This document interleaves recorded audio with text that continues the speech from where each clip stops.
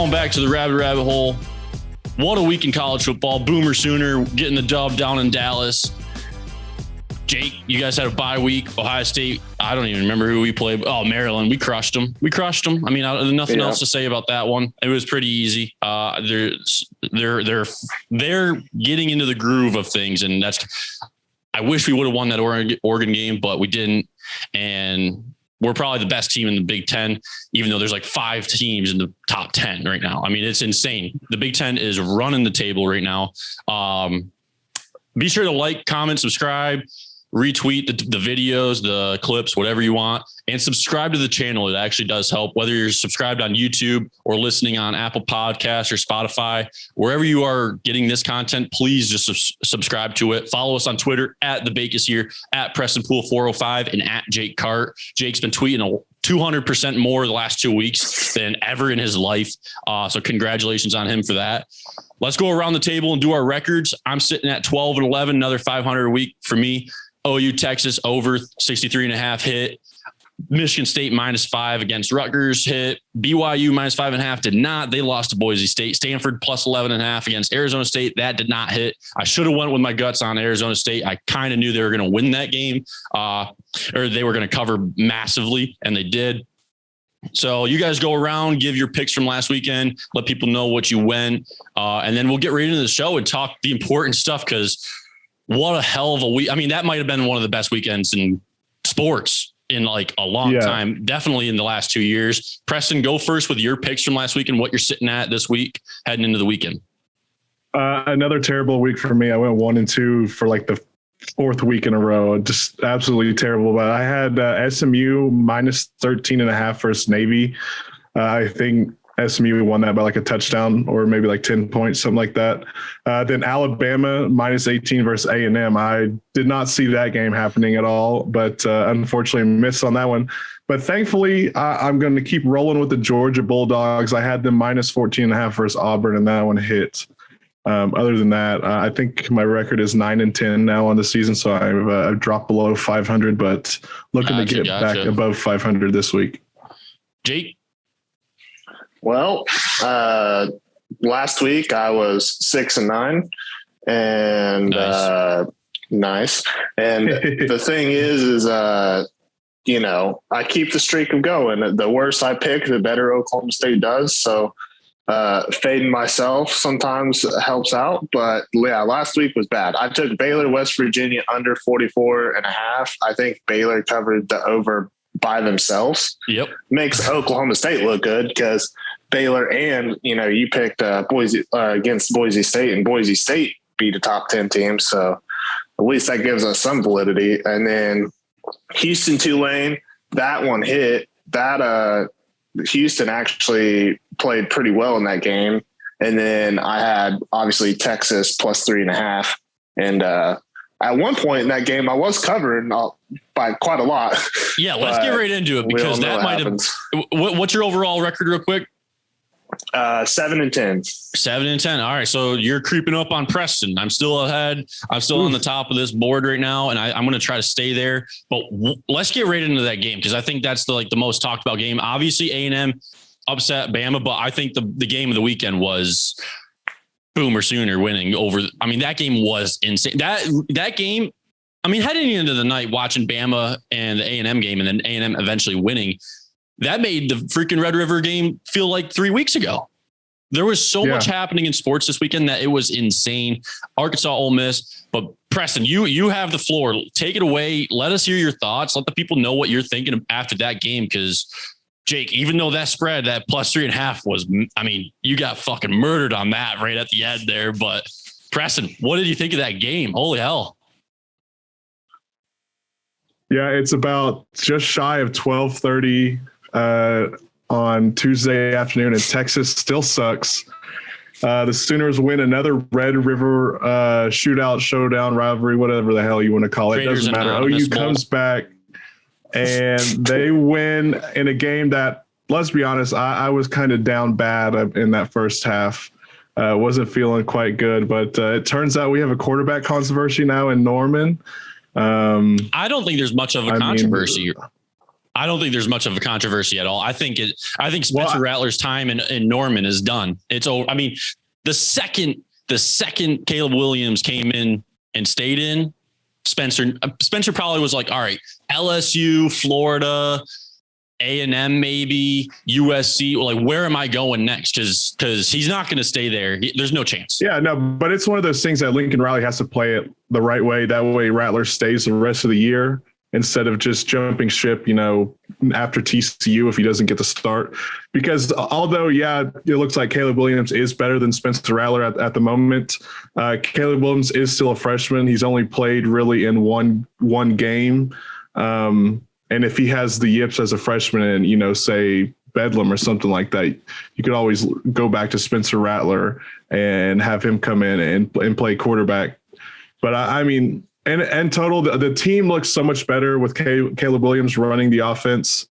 The defense played better. The offense obviously played better. The offensive line didn't have to sit there and block for a statue in the pocket. Caleb Williams could run around and make plays, and he threw the ball downfield, which is something that we hadn't seen yet at all this year. So yeah, I mean, you guys were actually able to make those big plays. I mean, Spencer Rattler, it didn't seem like, I don't know if this is true, and I don't know if it's just one of those rumor threads on Twitter that I read, and maybe it is true, maybe it isn't, but there was reports, or like I said, rumors that the team just wasn't behind Spencer Rattler. They just didn't have faith in him. Maybe it had to do with the NIL deals. They just didn't feel like he was the guy, so to speak. And so when Caleb Williams came in, they felt like he is the guy. They rallied around. They stood up for him. Not stood up for him like in a bullying way, but like actually got that shit done and felt that motivation that he is bringing behind that line, every call, every snap.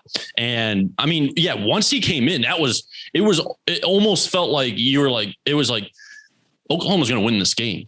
Like once he came in and that that momentum shifted, you almost knew Oklahoma was going to win. It was only a matter of time. I mean, every second, every possession that Texas had, you just knew like Texas is. Well, the defense was finally getting stops. I mean, it wasn't like, the first play of the game, they let him get a 80-yard touchdown.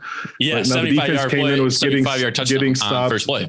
They wore down that Texas offensive line. So the defensive line was able to get pressure and cause trouble for Casey Thompson, because in the first half, he was just able to sit in the pocket and wait for his receivers to get open, and threw all over the OU defense. I don't care how good your defensive backs are. If they have to sit there and cover for, longer than 5-10 seconds, receivers are going to get open no matter what, no matter who is playing, unless you're like a Jalen Ramsey or something like that. Yeah, I agree 100%. I think Texas has the tangibles on the offensive side. I think it's their defense. Their defense collapsed in the second half. I mean, they just could not tackle anything that OU was doing. It was actually kind of insane. What are your projections going forward? If Caleb Williams is the starter going forward, do you think you go undefeated, or do you think that OU is still going to have one of those games this year? And I'll give you my opinion. I think every team, I don't think we're going to have an undefeated team this year. Maybe like a Coastal Carolina, but not like a major team. I don't think we're going to have a major undefeated team. Cincy maybe, but like I'm talking Georgia, Bama just went down, OU, Michigan State, things like that. I don't think we're going to end up with big name undefeated teams. I think everyone has a Jake, you literally named every undefeated team except Oklahoma State. Yeah, well, literally everyone. I think you guys are going to probably drop one too. I don't know if it's going to be against Texas or OU, or if it's going to be one of those, games where it's Iowa State or Texas Tech or something. But I think every team is going to fall this year. I think every team that's something is going to fall this year at one point. So what are your thoughts going into the rest of the year? Because that was like the biggest game so far, obviously, of your guys' season, Preston. Yeah. I mean, look, if Caleb Williams comes in and runs the offense like he did Saturday whenever he was in, I don't think OU loses another game. The closest game would probably be OSU, and that's just because that's up in Stillwater and their defense looks pretty good. But the rest of the Big 12, I mean, if Caleb Williams plays that way, none of the teams really scare me that much. But again, he's a freshman. He's played 2.5 quarters of football. And that's one of those games where you go in, you don't really think about much except for trying to score or whatever it might be. Now he's going to have to game plan for a whole entire week on teams, and teams are going to be game planning for him for a whole entire weeks. And the more he 100%. Plays, the more footage they have on him. So it's going to be tougher for him going forward.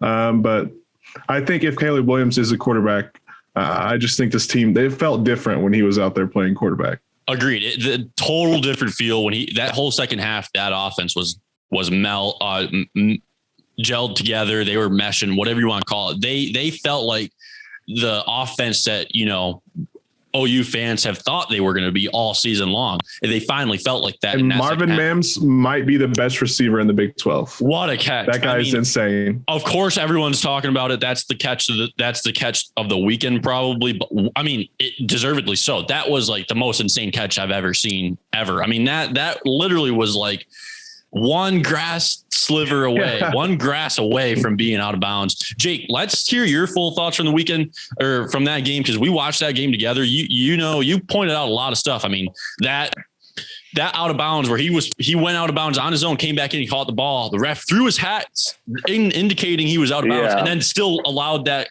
was illegal touching by a mile. They didn't even call it. So let's hear your thoughts on that, because I know you got a lot to say. Well, the thing is, dude, is that is 28-7. The one possession that OU went down and scored, it was illegal touching that came down to it. So it's like you take the illegal touching away, there's 28-0. Texas has the ball before halftime. They have timeouts. They run ISO right up the middle and let the time just click away. They could have scored there. I know it's hard to do that when you're up like that. You don't want to make mistakes, but like you had the opportunity to score there, put the game away. Don't take the kickoff out of the end zone. Caleb Kelly with the strip was massive. I mean, everything just slid the opposite way.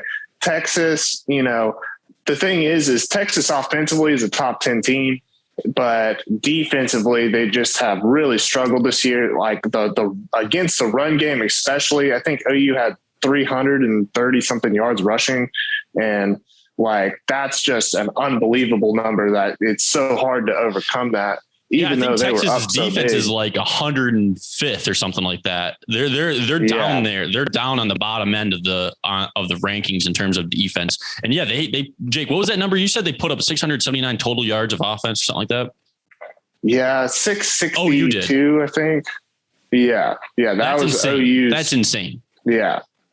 Especially being down like that.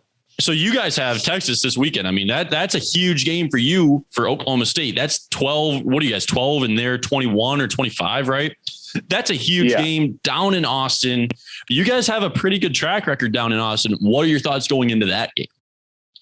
That is interesting. It'll be our third top 25 game in a row. Now we have to play on the road in Austin. Texas coming off a heartbreaking loss. It's kind of hard to tell either way if they're either going to be fired up or demoralized. It's one of those things. I hate the matchup because we are polar opposites. Texas is a top 10 offense. We're a top 10 defense. They're a top 100 defense, and we're a top 100 offense. So literally you split the hairs both ways, and it's like we're the exact same, just polar opposite. And the thing is that if we get into a shootout with Texas, we're probably in trouble. If the game is close, we'll probably win. But it's one of those that it's Texas. There's a million things that can happen. I mean, last year was one of the craziest games of all time. Of that, we had we turned the ball over 4 times and still went to overtime and still had a chance to beat Texas. I mean, we dominated that entire game. And that was one of the heartbreaking losses last year. So it's this year. I just don't know what Texas is going to do on Saturday. And I don't know how we're going to perform. I think the thing is we're going to have to put up some points on the board, and it just depends. I don't know how much we can lean on our defense. We've done it all year, but up to this point, Texas is, I believe, a legitimate top 10 offense. So it's going to be tough. Yeah, I agree. I think it's going to be, one of the best games in this coming weekend. There's quite a few of them, I think. But that actually, I don't know. I only really looked for picks, to be honest, but I think that game is like going to be a real close game. I don't think it's going to be a blowout by either side. I think like you said, if you can put up some points on the offense, you're going to be in a pretty good position, because I think you're going to, and if you can win that turnover battle, you probably got the game. Teaser, I'm taking Oklahoma State plus 5.5. I mean, I do think you guys win that game. I think it's Texas's time to. That was a terrible loss they just had. They're beaten down. I don't think they're going to come back from that game necessarily. I think you guys are I think you guys are the best sneaky undefeated team. I really do. You guys have this weird knack to you. You guys grind out these games, and that defense, like you said, you guys are top, really top 10, top 15 defense, probably. I don't know about stats wise, but just from what I've seen, you guys have a legit defense. Offense, yeah, you struggle. So if you can figure out a way to put on points, I think you got this game. So teaser, I'm taking that pick. What do you think about that over under? The over under for that game is 60. What do you guys think about that for Texas, Oklahoma State? I just don't see OSU scoring like 35-40. I think for them to win, they're going to have to keep Texas below probably 30, and they're going to have to score, 28 somewhere in there, which I think that's doable, but it's going to be tough with the offense that they run. If they can get the running backs going, OSU can, then I think they'll be good. Obviously, Texas defense sucks against the run. They let a OU team that literally has not got any rushing yards at all this year run up and down the field. So I think you get the running backs going. If you're OSU, then I think you can get it done as long as your defense stops that offense. Agreed. Yeah, I think the thing is too is that this was the second time Texas let a team rush for over 300. I think they let TCU rush for 300. So the thing is that if we can run the ball, I mean, we're a pretty good team. I mean, Spencer Sanders helps out a lot, escaping the pocket and everything like that. I think the thing is that if running against them is massive, but I think the keys to this game, Spencer Sanders not throwing just dumb passes, because that's his thing, is he throws interceptions and he fumbles the ball. So if he can control that ball and not fumble it and just do those smart passes, those check downs, those just progress and get that run game established. That's why I think you guys are going to be good. I think your defense is good enough to at least put a lot of pressure on that offense and really hold them. And if you guys can get defensive takeaways, that's huge. That's going to be huge. If you guys can force fumbles and get a couple interceptions, that'll be big. Yeah, I mean, I understand. I know what our problem is. The secret to Oklahoma State, which I shouldn't even say this out loud, is, oh boy, wait. This is no one will hear this. We're just going to put this in the trust circle. The trust circle, just us.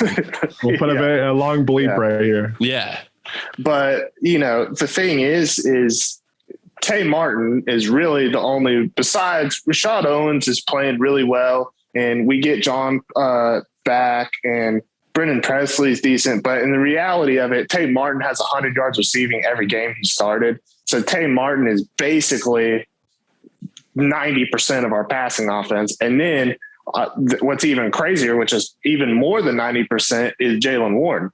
Jaylen Warren has 95 carries in the past 3 games we've played. So he's getting over 30 carries a game. And that's just an incredible amount to get. That's a huge load to take on. And I don't know how much more he could take of that. Supposedly we're supposed to get Desmond Jackson back. Supposedly, who knows? I mean, he was supposed to go a week or 2 ago and he didn't. So we'll see how that happens, because our problem right now is we're down to Jalen is our second string, who got put into first string because LD's out for the season. And then our third string, who's D-Jack, is injured, hasn't played in like 4 weeks. And so Dominic Richards, our fourth string, is now our second string. So we only have 2 scholarship running backs 100% ready to go. Third is a maybe. I think if we get Desmond Jackson back, that's going to help a lot. If Tay Martin plays well, and it's one of those things of we're really, so far this season, we're a two pony, thing of Tay Martin Jalen Warren. If you can stop both of them, our offense is. That could be a good prop bet. Tate Martin over 100 yards receiving. That could be a good prop bet. I might look into that, see if the site I use has that. Let's move on to probably the second biggest game of the weekend. I mean, that Bama A&M game, down goes Bama. We kind of thought that maybe they were beatable a couple weeks ago. And now it shows they were beatable. Like I said, I think everyone's beatable. But Bama, I mean, that was surprising. I mean, what were your thoughts on that game? I mean, that was insanely surprising to me. Texas A&M, I did not think like you. I mean, you took them, Preston. You took Bama to cover that 18-point spread, and so I know how you're feeling. I kind of know how you're feeling on that. I don't think anyone saw that coming for out of Texas A&M. Maybe we thought and Jake, I think you said it last week. They're not the defense we thought they were. Well, maybe they are. Maybe they are. You know, what were you guys' thoughts on that game? Preston, go first because you had them. Yeah, I mean, I saw only the second half because I was out doing some other stuff after the OU game. But I mean, you get a kick return for A&M. Whenever Alabama's out there responding to what you're doing, you get the kick return, and that's massive. And then you're able to get the quarterback that gets hurt comes back in because it looked a little dicey there. They're going to have the third string walk on come in that's never taken a snap yet in college football. It looked a little dicey, but unfortunately enough, their backup quarterback was able to come in and get down the field and kick that field goal to win it. But I mean, I don't know. Jimbo Fisher just does just enough to keep his job. I think just about everywhere he goes, besides that one national championship year at Florida State, he does just enough to keep his job. Yeah. Did you guys see that? There was like some A&M Reddit post that got thrown around on Twitter, and it was some A&M fan being like, are they throwing games this year to win the Bama game? And it's like, wait, they actually might have been doing that. They might have been throwing a couple games earlier this season just to save everything for the Bama game. And you know what? Hey, the true colors came out. They beat them. I mean, that was a huge loss in college football because now I don't even know how many top 25 teams have lost this year so far, but it's turning into be a chaotic season. And like I said, I think everyone's going to take an L this week, or not this week. I think everyone's going to take an L this season. We might only see like Cincy, maybe Coastal Carolina be like some of the only teams that stay undefeated this year, in my opinion. And so I don't know. I think every team's going to be down, but boy, A&M pulling out that win, I'm happy for it. I always love seeing Bama go down. I don't know about you guys. Jake, did you watch that game? Yeah, I watched that game. And the interesting thing about that game, too, is that there was some guy I saw where he went to the OU Texas game, rushed the field there, and then literally right as that game ended, he drove down to College Station and then rushed the field at A&M. He got 2 field rushes in the same day. Yeah, it's crazy. That shout out to that guy. Shout out. You're going to have to send that to me because that's insane. That's almost like if you're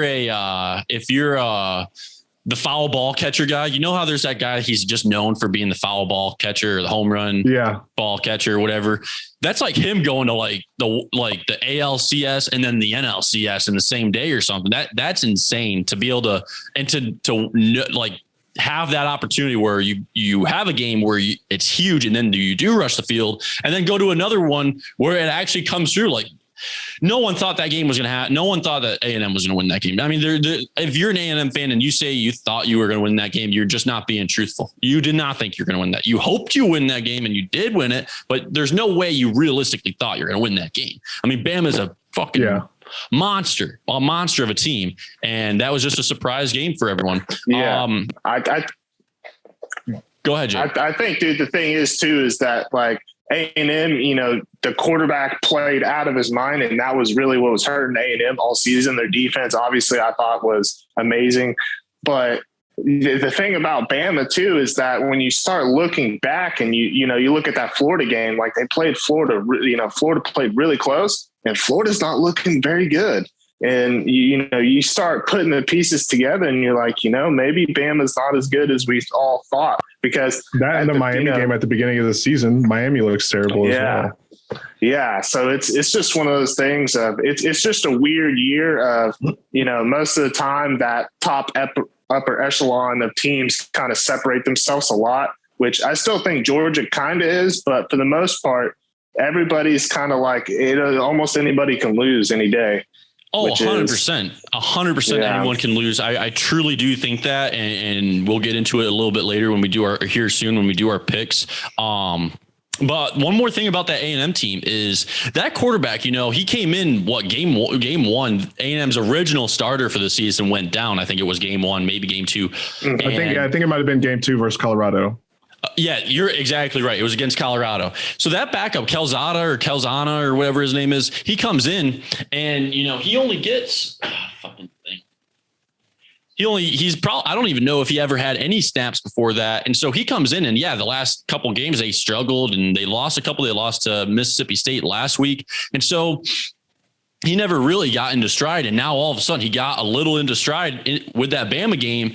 And who knows, this quarterback could be actually good. And it just took him a couple weeks to get everything under him, because it's hard. Like you said, it's the same situation for Caleb Williams. He could have had a big game. And then the next 2 weeks, he could not figure things out. He could not, maybe he doesn't figure things out and OU does take an L. You guys have a bye week this week, right?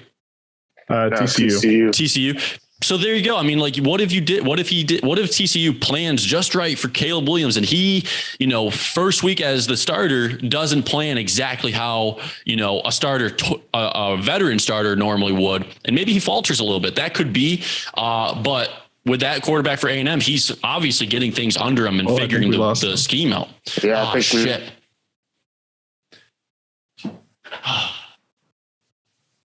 Am I back? When we come back, I guess stop. Just stop. Yeah. Back?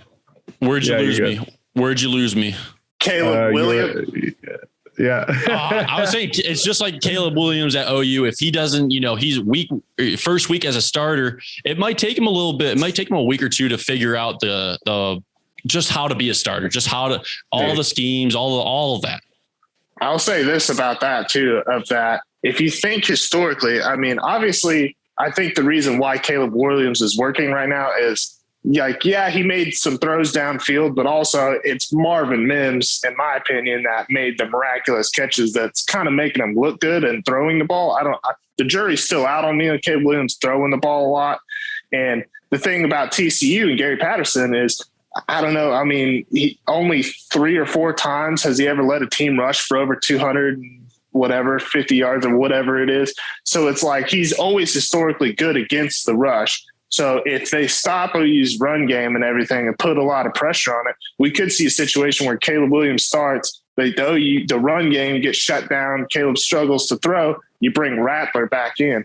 But I don't even think it's a controversy at all, dude. If I was OU, what I would do is I would say, hey, Ralph Rucker, it's your time to shine, boy. If we can do this with Caleb Williams, I was like, we're just doing the next. I was like, third string, now you're in, and we'll see how you go. Hey, maybe they have to, because if Caleb Williams falters, maybe they don't put Spencer Rattler back in. They just go and keep going with the backups. Riley's already said in his press conference this week he's not naming a starter this week. So yeah, I saw that, which is probably smart. Yeah. Probably smart on his end. All right, we got 7 minutes before we're going to go into the next segment, which is NFL and everything else. Let's go around, do a quick. Let's give our picks for this upcoming weekend. Let's do it real quick. I'll go first. I got, they haven't failed me yet this year when I've taken them. I'm taking Syracuse plus 14 against Clemson. I think it's in Syracuse. So that's a huge upside for them. I think Clemson is faltering all year. So I got Syracuse plus 14. I already said I got Oklahoma State plus 5.5. I do think you guys end up winning that game. I do hope that, but I do think if not, you probably lose by a field goal again, like year after year. Next game is Ole Miss -3 at Tennessee. I'm just taking Ole Miss because that's the Eli Manning, Peyton Manning rivalry. And Eli called Peyton out being like, oh, he didn't want to call this game this weekend, how they've been doing the Monday night thing. Peyton bailed on doing it for this game. Maybe that he didn't, maybe he did. But if Eli said he did, I'm going with Eli. Ole Miss -3 at Tennessee. And the game that I think is wild for this spread. I think this spread is wild, but maybe maybe it will, like the week before where Arkansas played them, they got blown the fuck out. I got Kentucky plus 23.5 at Georgia. I think Kentucky's not that bad. I think that spread is insane. 23.5 for Kentucky. Maybe Georgia is the real deal. We don't know, but if they're going to lose, it's probably going to be this game. I at least got the spread. I don't know if Kentucky's going to win, but I do think Georgia falters at one point this year before the SEC championship game. I do think in the regular season, they do drop one. So those are my 4 picks. I got Syracuse plus 14, Oklahoma State plus 5.5, Kentucky plus 23.5, Ole Miss minus 3. Preston, you're next. I'm going to go the opposite of you on the Kentucky-Georgia game just because Georgia has been a wagon for me so far this season. So I'm taking Georgia minus 23.5. That defense is just too good. I don't think Kentucky is really the 11th ranked team in the country. I looked at their schedule before all this, and they've had a fairly easy schedule so far. Then I'm going to ride with Bama coming off of a loss, minus 17.5 versus Mississippi State. I don't think Mississippi State is a good football team. That's the only reason I'm taking Alabama in that one. And then a little Big 12 flavor here, over 58 in the Cincy versus UCF game. Cincy's good, and UCF can put up some points, so I think that over should hit pretty good. Sounds good. Jake, what do you got? Interesting, dude. I mean, I had 2 of Preston's pick, but the other way around. So obviously game day, take it every week. The Georgia Kentucky game, it's one of those where the spread's a little too spicy for me. So life's too short to bet the under. So I'm taking the over 44.5. I'm trying to fade myself this week, give me the good juju for Texas. And then also he picked Central Florida Cincy. He took would you take the over or the under? I'm taking the spread. I'm taking Central Florida plus 20.5. I think that's pretty high for a team that's, Central Florida is pretty good. I mean, they hung in there. They beat Boise State. They have a couple good wins. I know they have a couple losses, but the only outlier that I have is I'm taking San Diego State minus 9.5 against San Jose State, which should be a decent game. It's kind of out there, but I like taking those Friday night light games. And the other thing that I was going to say is I have a little tidbit for Spencer Rattler. If Spencer Rattler, his 2 options are in the season, go to the draft or transfer. I think if you're Rattler, you transfer to Clemson, you go through the whole thing, you can come out and win a national title with Clemson being that good. And then everybody will completely forget about this whole debauchery of Caleb Williams. I actually think that's not a bad take going to Clemson, because you know what? They're not going to be down bad for 2 years in a row. I think this is just a fluke, a funny year for them. I don't think DJ Ugalele is the answer for them there. So yeah, maybe he does step in at Clemson and just rides that massive team, because they're obviously going to get better. They're going to be better next year. They'll probably be back in the playoffs next year. They're not going to be there this year. And the ACC is an easy conference to take a win out of. And so, unless you're fucking Florida State, they'll never win. God. So yeah, those are our picks. Be sure to fucking stick around and listen to the next segment, which is going to be NFL. And also I want to talk about that Deontay Wilder Tyson Fury fight, because my fucking God. All right. On to it. All right. NFL, Deontay Wilder. I mean, did either of you watch that fight? Yeah, I started watching the 3rd round. Gotcha. Jake, did you watch that fight? No, I was so mad. I woke up the next morning and I was so pissed. I watched the highlights, but honestly, I'm not like a huge boxing fan. I'm not going to try to say I am. I've been watching MMA since the first McGregor Diaz fight, way back in like 15, I think it was. That's when I started watching fights consistently, or at least as consistently as I can. And honestly, that 3rd Fury Wilder fight might have been the best fight I've ever seen in my life. That was insane. I mean, when Wilder knocked Fury down the first time, I was like, oh wow, Wilder might win this one. But then you got to think, like, Fury is that guy. Fury's that guy. He's just going to get back. If you punch him and you knock him down, guess what? He's getting back up. Like, he's just going to get back up. He's like the Undertaker, and what a beast Wilder is, to go 11 rounds, just bomb after bomb after bomb. I know my internet's terrible right now. I know. Are you guys still hearing me? Yeah. Okay. Bomb after bomb after bomb. It was just insane. Preston, what did you think of that fight? I figured Fury would go in and win. I kind of like him as a boxer, but this is what you want heavyweight boxing to be. Like, it hasn't been this way since, Tyson and all that in like the 90s. Like, boxing has not been anything like this. This is a fight you wanted to see if you like. And I'm not a big boxing guy. Like, I watch UFC more than I watch boxing. That's just because my roommates and friends like UFC as well. If it wasn't for them, I would have not even care either way. But same. It's just, this is like the fight that you want to see if you're trying to get people into boxing.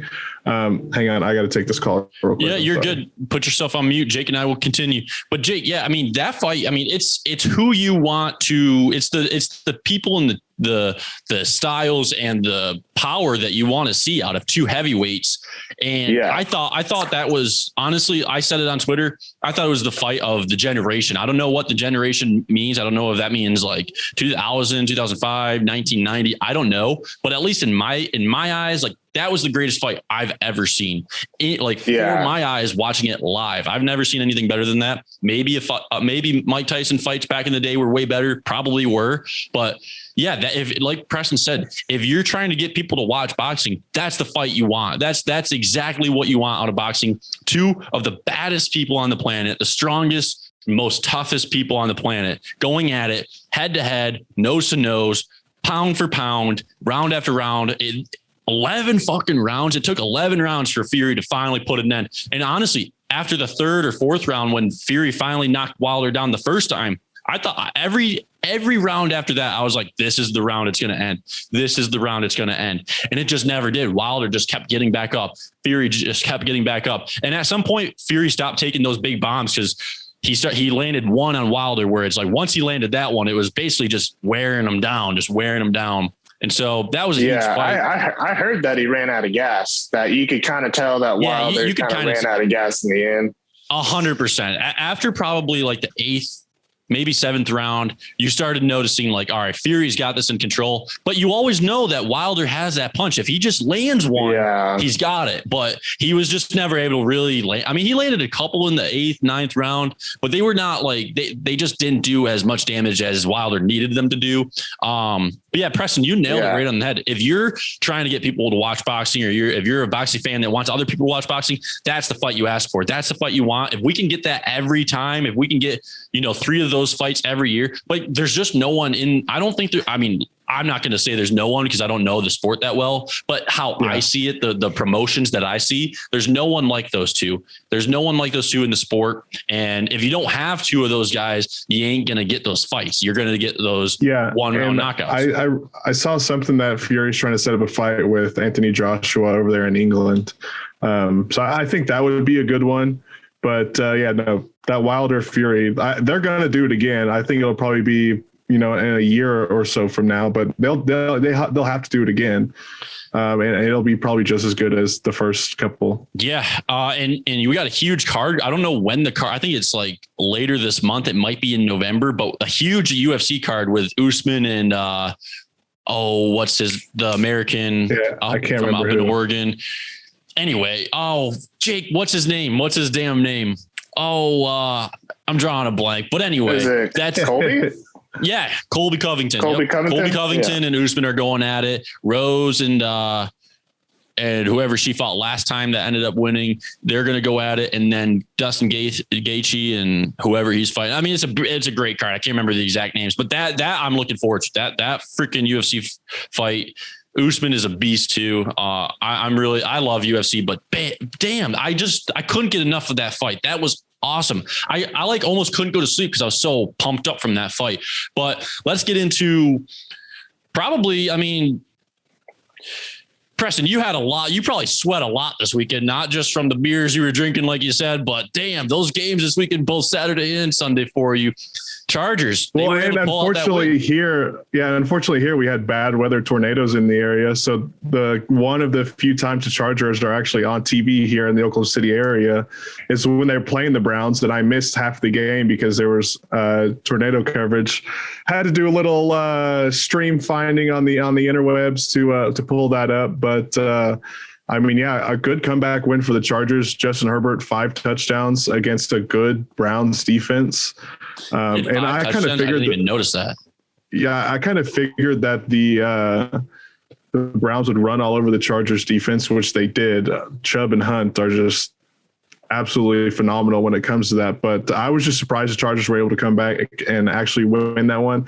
And the Browns, I don't know if they screwed themselves pushing Eckler into the end zone to get that touchdown at the end of the game, or if they would have been better off doing that. Who knows? They ended up not scoring the touchdown to come back and win it. But I mean, overall, you're 4-1, 5-1 on the season. If you're the Chargers, you got to be feeling good right now. Oh yeah, you got to be feeling great. And then the Bills not last night, but 2 nights ago, ended up having a big win as well over the KC Chiefs. I think it's going to be Bills Chargers AFC Championship game. I think those are the 2 teams to beat. I think those 2 quarterbacks, Josh Allen's for the Bills and Justin Herbert for the Chargers, I think those 2 are the front runners, the absolute front. I think it's those 2, and then by far, like very far down the list for MVP. I think those 2 guys, insane. I mean, Josh Allen is a freaking beast.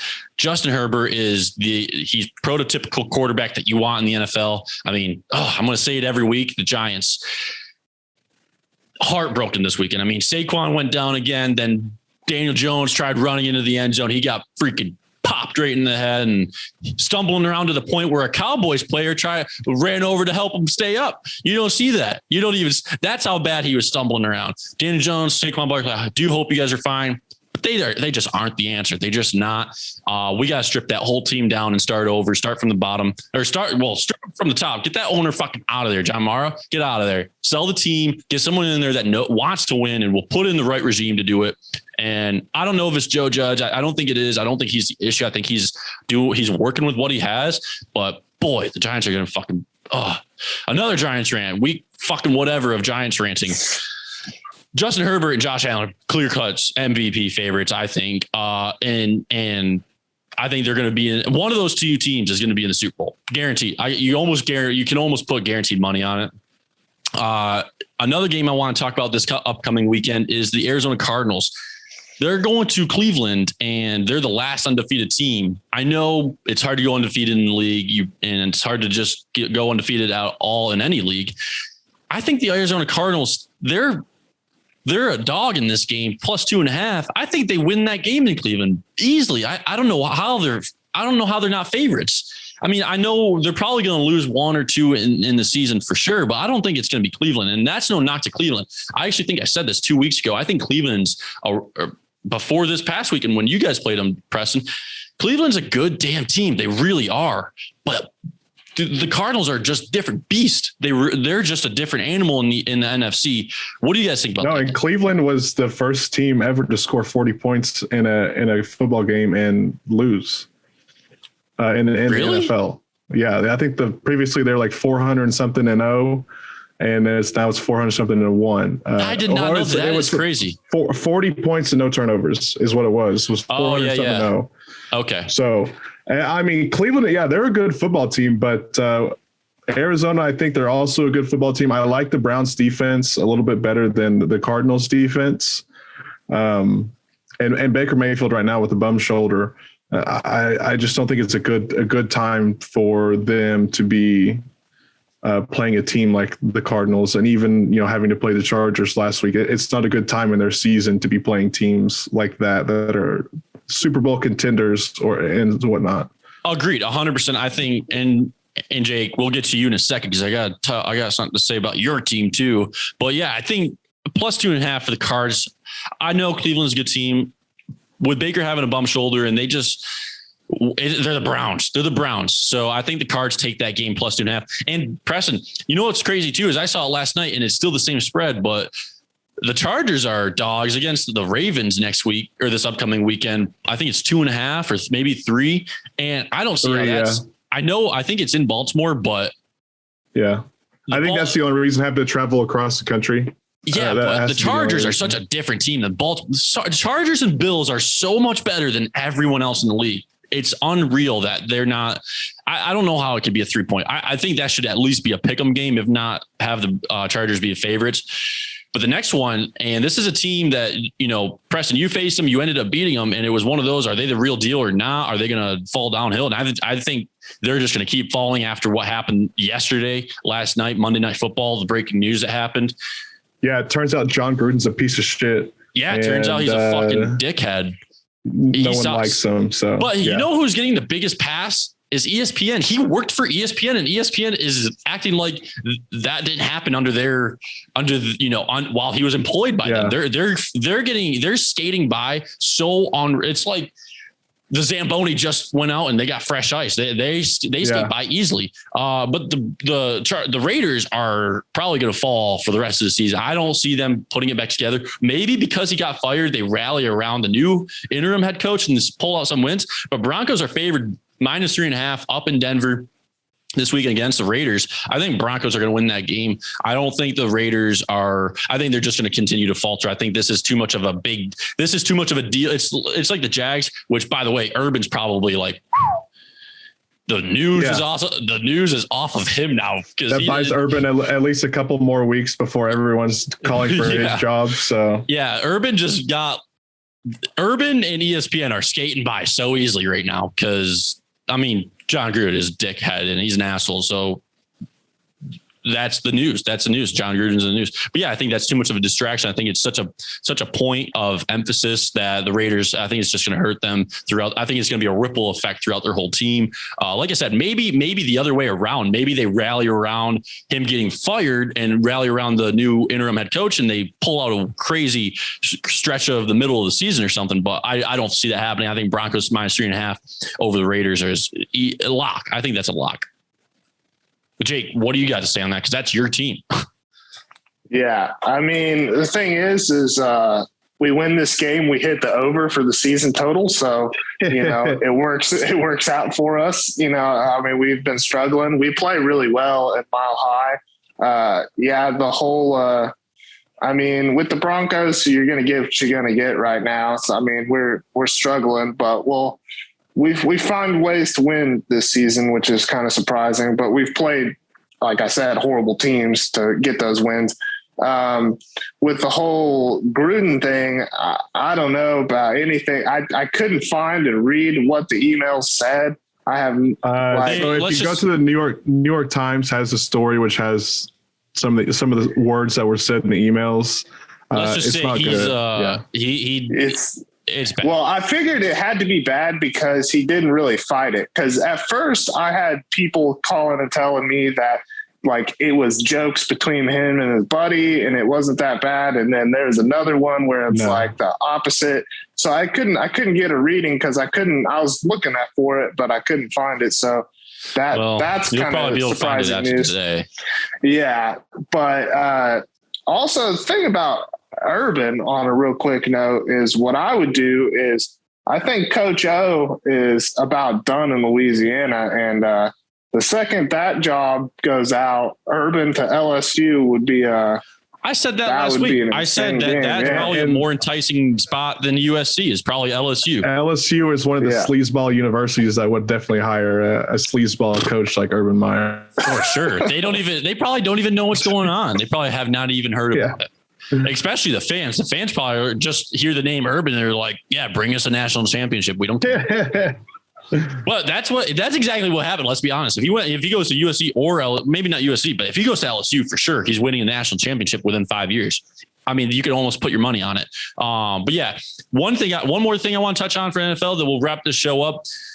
Are the Chiefs and Patrick Mahomes, are they like down bad just for the year or what? Because Patrick Mahomes, since week 12 of it last year, we're finally figuring out he's overrated. He's not as good as everyone says. Everyone wants on ESPN, Fox, all the national reporters for the NFL want to just hop on top of him and start riding that guy like he's some king of the NFL football world, whenever he really isn't. And now it's really showing he's a one-hit wonder. They won the Super Bowl that one year. They probably will never win a Super Bowl again with him. And it is what it is. That's exactly the response I wanted from you, Preston, specifically, because I know that's a rivalry for you. And actually, same for you, Jake, but you're not as much of an NFL fan as Preston is. So I wanted that response from Preston. And so, yeah, I agree. I don't know. I mean, that stat that we saw, what was it, 2 or 3 weeks ago, where Patrick Mahomes QBR was like bottom half of the league since week 12 or week 14 or whatever it was last year. I mean, he continues to just put up 70 QBRs every week. Yeah. You know, this tells you a lot about the NFL, like media as a whole. He throws a no look pass that's intercepted versus Chargers in like week 2 or 3, whenever they played. And everyone was just hyping that up.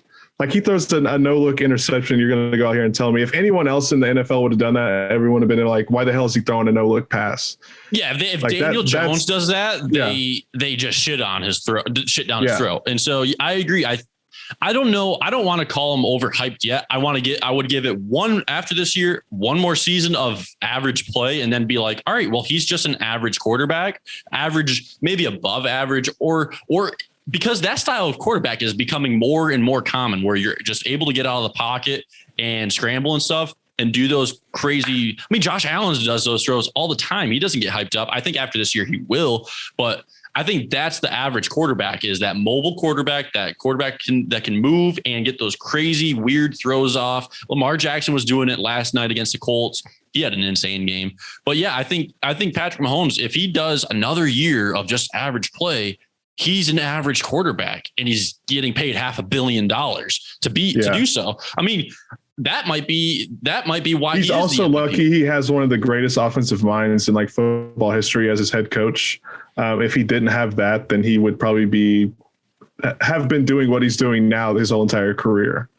Yeah, I agree. And like I said, it the last 2 weeks, I think the quarterback of the NFL, the future, is two of them. I do believe it's Josh Allen as well, but Justin Herbert is going to be, he is that guy. He's that guy that he's going to be in the league for 20 plus years, and he's going to be consistently grinding out the top, grinding out those playoff spots, and probably win a couple Super Bowls. As long as that team can stick around and stick together, I think Chargers have a Super Bowl or 5 in their future going forward. Maybe not 5, because that's hard to do, but I think you guys get a Super Bowl in the next 5 years for sure. I sure hope so.